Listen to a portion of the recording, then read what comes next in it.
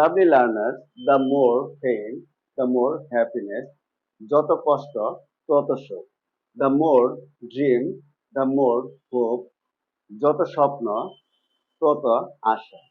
The more love, the more cry, যত হাসি তত কান্না।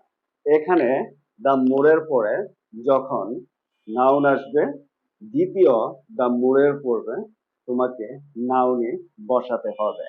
সেকেন্ড সেন্টেন্স দেখো, the more he gets, the more he wants, যে যত পায় সে তত চায়।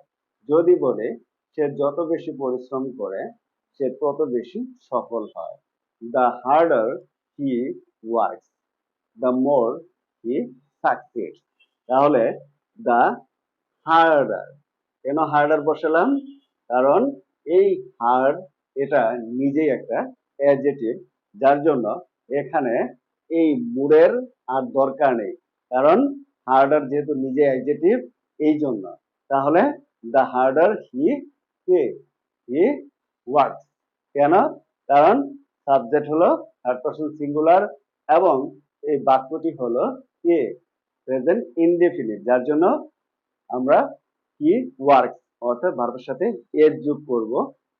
তারপর দ্য মোর হি সাকসিডস, এখানেও কিন্তু যেহেতু এটা প্রেজেন্ট ইনডেফিনিট টেন্স, যার জন্য এখানে সাকসিডস অর্থাৎ সাকসিডের সাথে এস যোগ করব। তারপর দেখো, the more you read, the more you will learn, যতই পড়িবে ততই শিখিবে। যদি বলি যতই হাসিবে ততই কি ততই কাঁদিবে। তাহলে দ্য মোর ইউ কি হাসা ইংরেজি কি লাভ, the more you will try. যেহেতু এই সেন্টেন্সটি ফিউচারের কথা বলছে, যার জন্য আমরা দ্য মোরের প্রথম অংশে ফিউচার ফর্মটা না বসিয়ে আমরা দ্য মোরের দ্বিতীয় অংশের সাবজেক্টের পরে বসাবো। ওকে, এটা একটু তোমরা মাথায় রাখবে। The girl is as beautiful as intelligent, বালিকাটি যেমন সুন্দরী তেমনি বুদ্ধিমতী। এখন যদি দ্য গার্ল এটাকে পরিবর্তন করে আমরা যদি দ্য বয় দেই, the boy is as handsome as talent, অর্থাৎ ছেলেটি যেমন কে সুদর্শন তেমনি কে মেধাবী। The man is as good as hard working, অর্থাৎ লোকটি যেমন ভালো তেমনি কঠোর পরিশ্রমী। He is as kind as modest, সে যেমন কি কাইন্ড মানে কি দয়ালু, সে যেমন দয়ালু তেমনি মডেস্ট মানে কি বিনয়ী।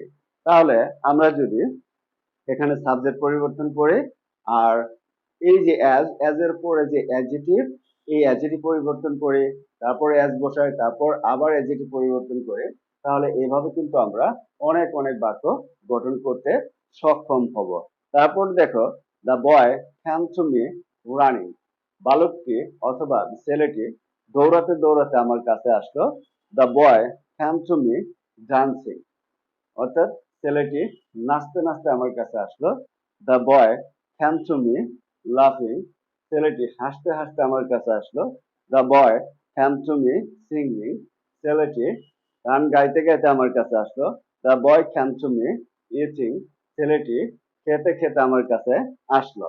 এখানে আমরা দা বয় সেটাকে পরিবর্তন করে কারো নাম দিতে পারি, অথবা প্রনাউন্স ইউজ করতে পারি, অথবা ইউ, দে, ওকে, তারপর করিম, যেকোনো একটা নাম ব্যবহার করতে পারি সাবজেক্ট হিসেবে। তাহলে কিন্তু এভাবে আমরা অনেক বাক্য গঠন করতে পারি।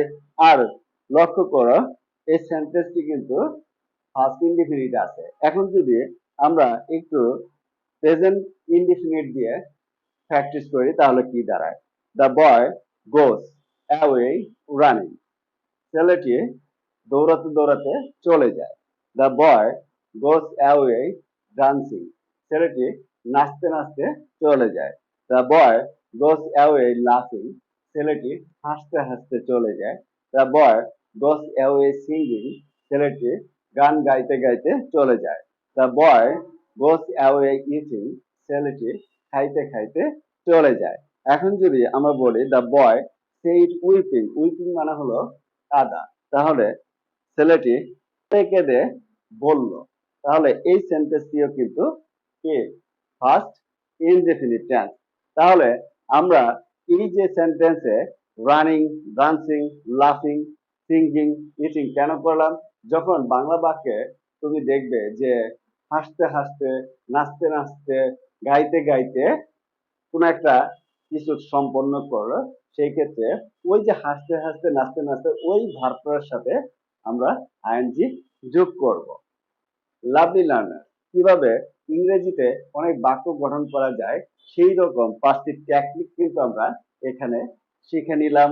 এখন যদি তোমরা সাবজেক্ট, অ্যাডজেক্টিভ, ভার্ব এগুলো পরিবর্তন করো এবং বারবার আরো কিছু নতুন অ্যাডজেক্টিভ অ্যাড করো, ভার্ব অ্যাড করো, ওকে, সাবজেক্ট অ্যাড করো, তাহলে কিন্তু তোমরা অনেক বাক্য তৈরি করতে পারবে এবং তোমরা এই যে 5টি স্ট্রাকচার, এই স্ট্রাকচারের মাধ্যমে তোমরা ডেইলি লাইফে অনেক কথাবার্তায় কমপ্লিট করতে পারবে। সেই সাথে তোমাদের রাইটিং স্কিল সেটাও কিন্তু ডেভেলপ হবে।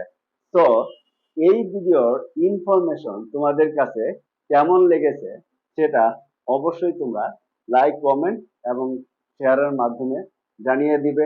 সেই সাথে এই ধরনের আরো নতুন ভিডিও সবার আগে পেতে এবং প্রপারলি ইংরেজি শিখতে এখনই ফলো বা সাবস্ক্রাইব বাটনে ক্লিক করে রাখো।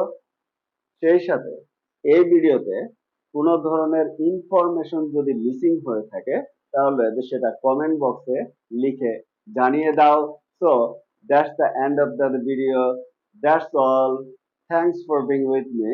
See you later on another topic. Until then, stay well and healthy. Goodbye.